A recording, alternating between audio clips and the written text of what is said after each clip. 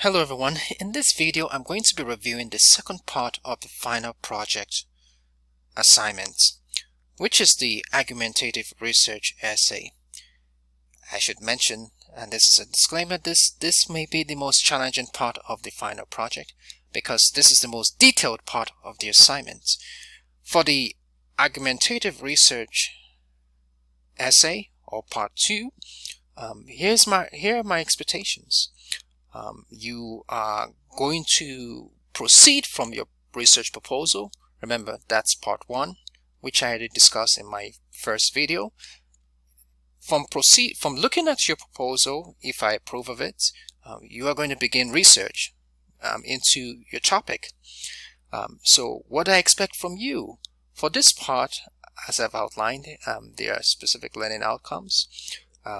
As you look on top here, there is a case for college research. College research is something that is common in college, and when you transfer to a four-year university, especially in research-reliant disciplines, you will be engaged in some form of research in the humanities, in the sciences.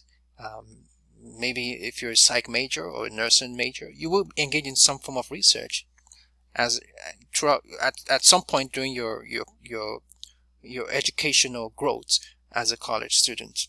So what do I expect from the argumentative research essay? So the specifications are outlined.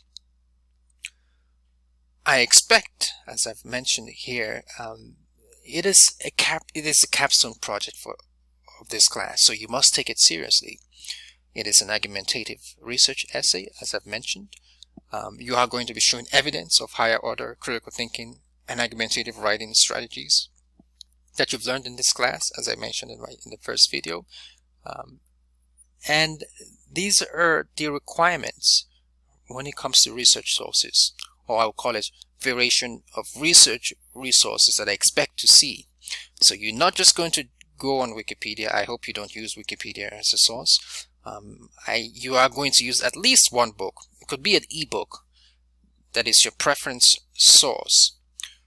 You could use borrow a book from the public library, maybe the Skokie Public Library or Oakton Library, or any public library that is close to you. You are to use at least 2 periodical sources. Then I want to see 1 electronic source. It could be a video, website, YouTube. Then I need to see at least 3 other sources of your own choice. It could be a mix of book source, periodical source, or electronic sources. Then at least 2 sources must come from opposition sources. Then at least 2 sources must address or support your own position. In a quick summary of what I've discussed here, I expect to see not less than 6 sources, and there will be a variety in these sources. So from this, out of the 6 sources, 2 sources must come from opposition, sources that would challenge your position. Then at least 2 sources must support your position, since this is an argumentative essay. So you're not just going on a website that supports everything your position, but rather you are looking at the opposition side as well. This is what makes this essay interesting, because you are taking a position, but you also consider it of the other side. I'm not saying that you shouldn't critique the other side. Yes, you are to do that, but I want to see evidence that you look into opposition sources. That's the reason why I have these requirements, that at least 2 sources must come from opposition sources. Now, these are the grading criteria. When I say grading criteria, this is what I will look at when I'm grading your paper. I'm going to be looking at to see that you selected a researchable essay topic.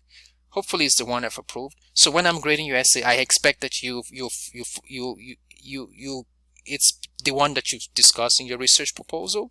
If at any time you decide to change your proposal topic, you have to let me know. If you don't let me know, it's a high risk and this may not be doable. I need to see evidence that you created an introduction.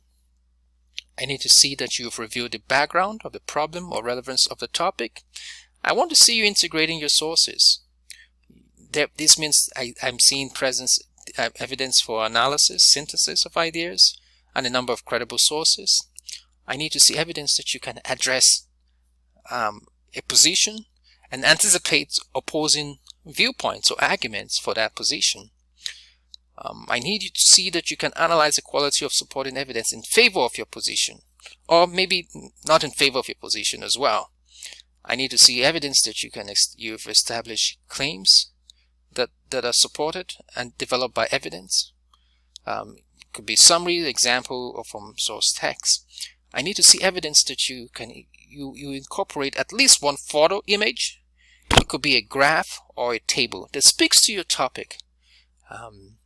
Citations, direct and indirect quotations, paraphrases, and source informations are correctly documented using MLA 8th edition. Then I need to see that you synthesize the result of your analysis and evaluation. And then you show your reader why your position is the most convincing, is the most tenable. And these are the requirements for Part 2, Research Argumentative Essay. A minimum page limit of 8 to 8.5. This excludes the works cited page. And once you completed that, keep in mind the grade point is worth 130 points of your final grade. And the dates when this is due is all listed in the important dates and submission heading of the assignment handouts. And these are the information you need to keep in mind. So that concludes my review of Part 2, the Argumentative Research Essay. In my next video, I'm going to review Part 3, Annotated Bibliography. That's the Part 3 of the assignment. Thank you.